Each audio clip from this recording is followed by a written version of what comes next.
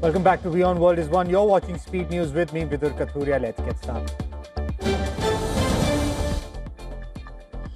The Thai army has said that 2 more soldiers have been killed in renewed border clashes with Cambodia, raising the total number of Thai military casualties to 3. One soldier was killed by indirect fire in Surin province, while another died from a grenade blast near the Priya Vihar temple, a UNESCO World Heritage Site. Meanwhile, Cambodia's Defense Ministry spokesperson reports that 7 civilians have been killed and 20 others wounded in Thai attacks. Cambodia's former Prime Minister Hun Sen has claimed that his country retaliated in ongoing border clashes with Thailand after 2 days of restraint. In a Facebook post, Hun Sen explained that Cambodia had waited for over 24 hours to respect a ceasefire and allow for evacuations. But he said Cambodia's forces then responded to attacks from Thailand, emphasizing the need to defend the country at all points of conflict.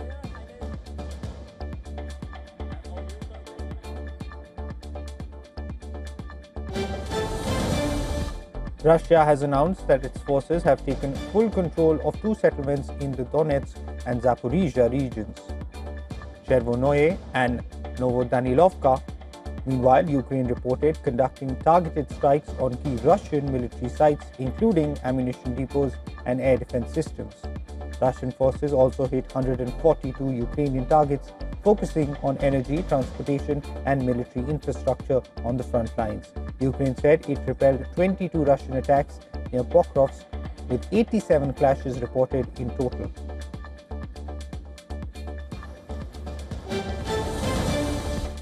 A Russian drone exploded near a residential building in Chernihiv, Ukraine, leaving 3 people wounded. This has been confirmed by local authorities. The attack also caused significant damage to a kindergarten, gas infrastructure, and cars. Ukraine's air forces stated that Russia launched 149 drones overnight, of which 131 were destroyed, while 16 successfully hit their targets.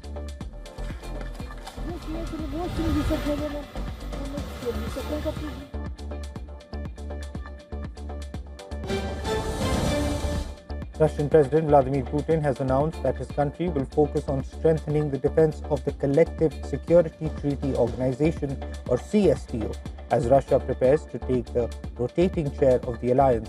The CSTO includes Russia and several former Soviet Central Asian nations such as Kazakhstan, Kyrgyzstan, and Tajikistan. Putin's comments came as the US intensifies efforts for a Ukraine peace deal and global cooperation.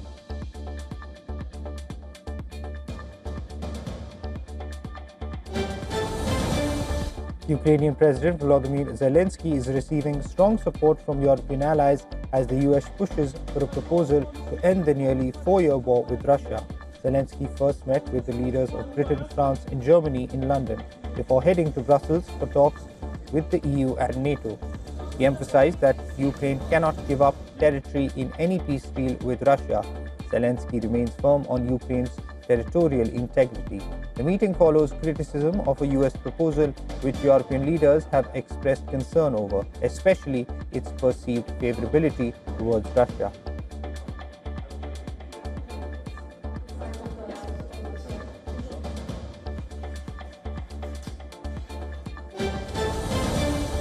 Croatia has confirmed the purchase of 18 French Caesar self-propelled howitzers to strengthen its artillery capabilities. The country also plans to modernize its fleet of 12 Rafale fighter jets with France's assistance. The announcement came during Croatian Prime Minister Andrej Plenković's visit to Paris, highlighting growing defense cooperation between the 2 nations.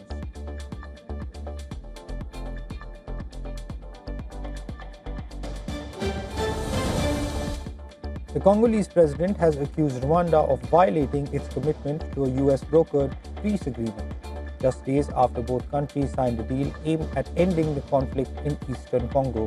The agreement is also seen as a step towards opening up the region's valuable mineral reserves to US companies.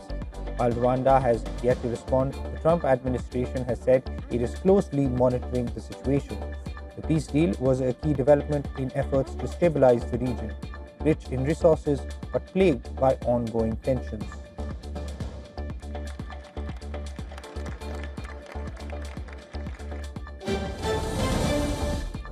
Authorities in Ecuador report that 13 inmates have been found dead in a prison in the southwest, in the port city of Machala.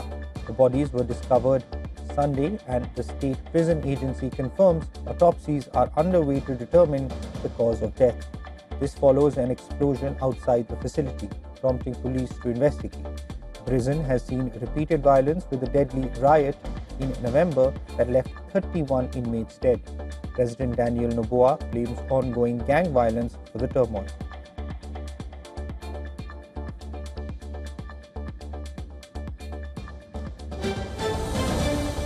New York City's Mayor-elect Zoran Mamdani has encouraged city residents to understand their rights when interacting with immigration authorities. Mamdani also urged people to protect neighbors. He outlined legal protections when dealing with U.S. immigration and customs enforcement and vowed to protect the city's foreign-born residents, especially amid the Trump administration's crackdown. Mamdani also emphasized that New Yorkers have the right to protest and promised to defend this right once he's inaugurated as the mayor next month.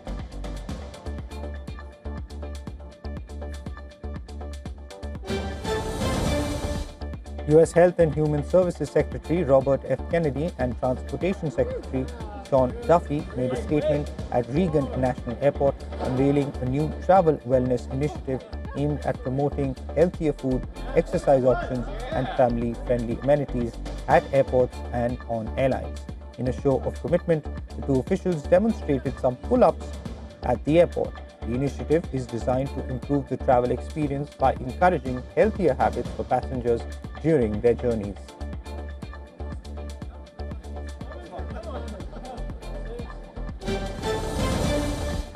NASA astronaut Johnny Kim and Roscosmos cosmonauts Sergei Rizikov and Alexei Zubritsky have left the International Space Station aboard Soyuz MS-27.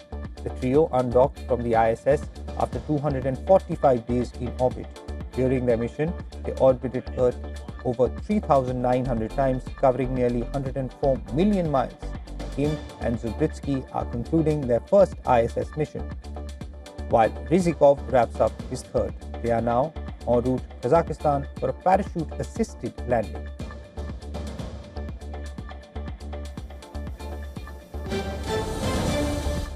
Lagos is preparing for Detty December, the city's liveliest annual celebration that attracts Nigerians from the diaspora and pumps millions of dollars into the local economy.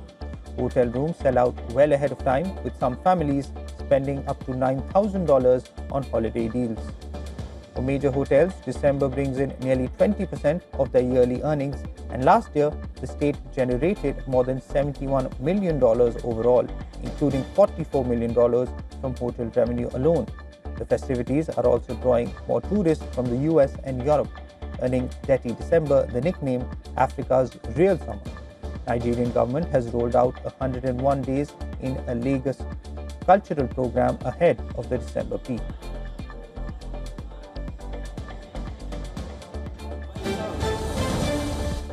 In the wake of deadly cyclone floods, Indonesia has deployed trained Sumatran elephants to assist in relief efforts. 4 elephants, Abu, Mido, Ajis, and Noni, are clearing debris in areas inaccessible to machinery, reopening paths, delivering supplies, and helping search for stranded residents. The disaster has caused nearly 960 deaths, with hundreds still missing. Initial government estimates put reconstruction costs for the hardest hit Sumatran regions at over $3.1 billion, including $773 million for North Sumatra and $811 million for West, pending presidential approval.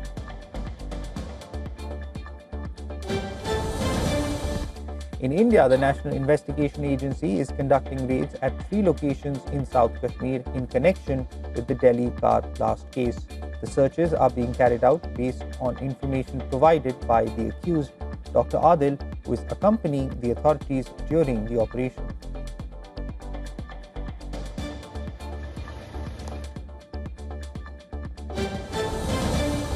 Prime Minister Sane Takaichi announced that Japan's government has set up an emergency task force to assess the damage after a powerful 7.6 magnitude earthquake struck off northern Japan late Monday. The quake has injured at least 30 people and triggered a tsunami with waves up to 70 centimeters along the Pacific coast. Several people were injured and authorities urged coastal residents to evacuate or take shelter. Fires were reported in Aomori and nearby areas, and around 90,000 people were advised to seek shelter in evacuation centers. Nuclear plants are under safety checks.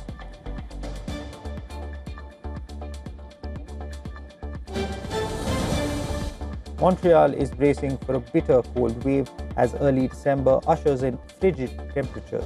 The mercury is dipping to minus 15 degrees Celsius, but with the wind chill, it will feel as cold as minus 23 degrees. This significant cold snap is well below average for the city. This is according to Canada's Department of Environment and Climate Change. Residents are being advised to bundle up as the winter chill sets in.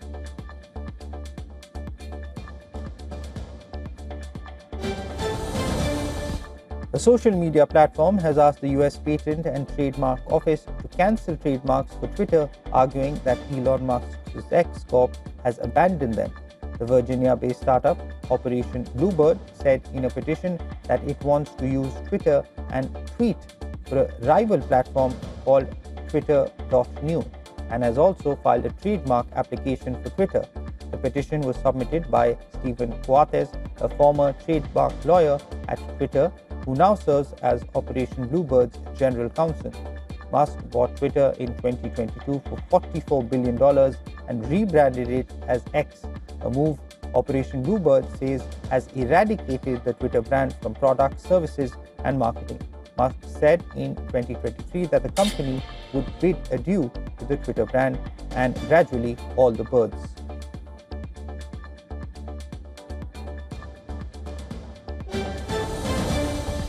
The developer of a popular app used to share information about sightings of federal immigration agents has sued the Trump administration, alleging free speech violations after Apple removed the app from its store. The lawsuit was filed in a federal court by Joshua Aaron, creator of the IceBlock app, which had more than 1 million users before Apple took it down in October, following pressure from the administration. The move marked a rare instance of a tech company removing an app after a complaint from the US federal government. Aaron has named Attorney General Pam Bondi, Homeland Security Kristi Noem, and ICE Director Todd Lyons, among other administration officials listed as defendants.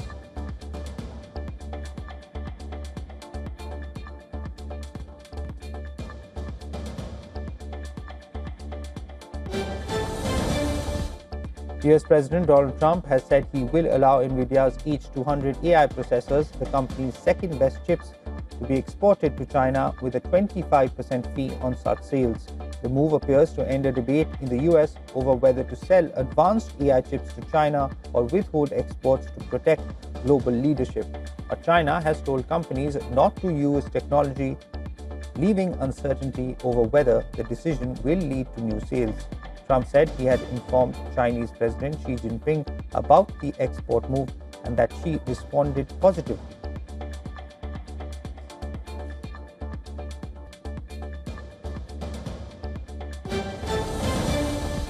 British Prime Minister Keir Starmer is looking for, in his own words, new ways to appeal to Gen Z voters.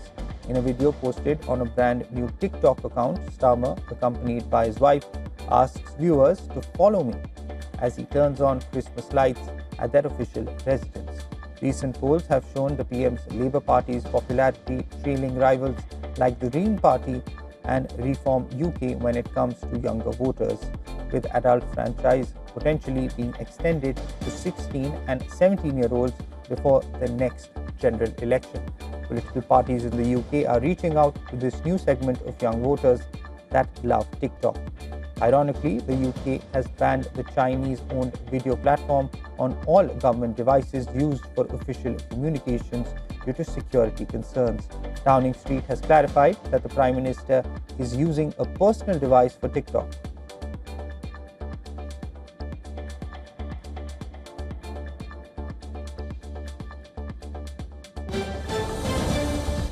Asian stocks slipped as investors awaited a widely expected US Federal Reserve rate cut this week.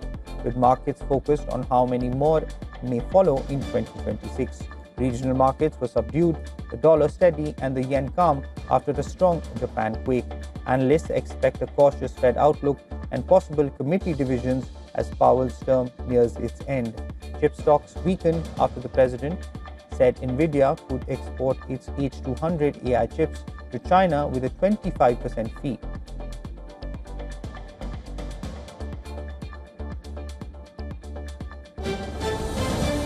Oil prices steadied after a 2% drop, with Brent near $62 as markets watched Ukraine's revised peace plan and upcoming US Fed rate decision. Traders say crude will swing on whether talks progress, potentially reshaping Russian supply. The G7 and EU may shift from a price cap to a full maritime services ban on Russian oil. Markets expect a Fed rate cut on Wednesday, while analysts warn of energy oversupply into 2026 before possible price recovery.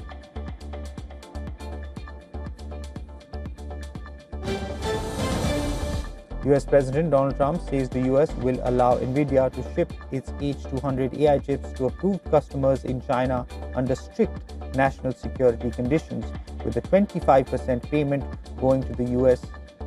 The Commerce Department is finalizing rules that will also apply to AMD and Intel.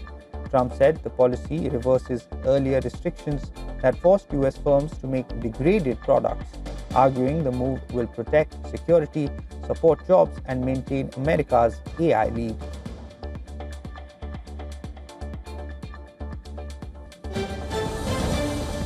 The Indian rupee is set to open slightly weaker near 90.12 to 90.14 amid bearish positioning in the offshore NDF market and softer foreign portfolio flows.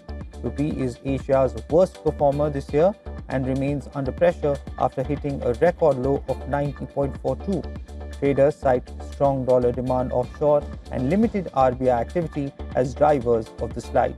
Foreign investors have sold $1.3 billion in December, with sentiment hinging on progress in US-India trade talks. A steady dollar and regional risk aversion add to the cautious tone.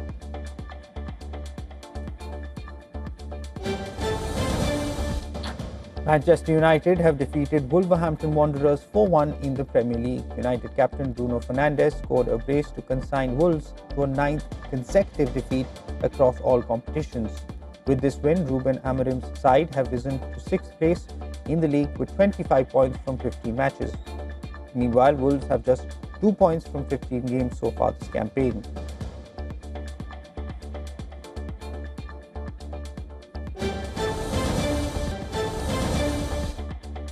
Fans gathered at Strawberry Fields in New York's Central Park to mark 45 years since John Lennon's death.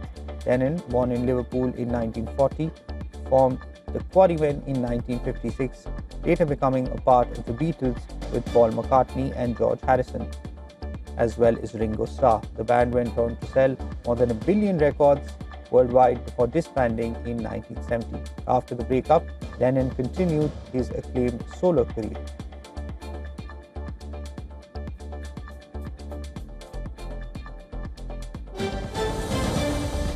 American actor Brooke Mueller has accused her ex-husband Charlie Sheen of owing more than $15 million in unpaid child support. A December 4th court filing claims Sheen owes $8.9 million in child support and an additional $6.4 million in interest. Mueller alleges Sheen stopped full payments after mid-2011 and paid nothing from 2012 to 2016. The two share twin sons, Bob and Max.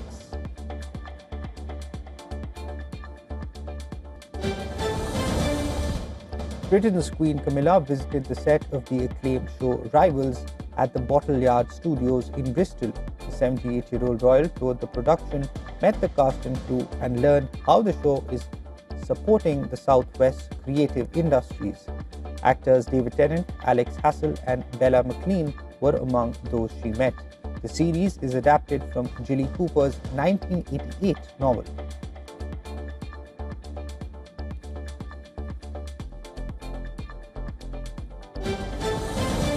Punjabi singer AP Dhillon delivered a high-energy performance in Delhi, thrilling fans at the Indira Gandhi Arena. He was joined by longtime collaborator Shinda Kalon as he performed hits like Excuses, Insane, Summer High and With You.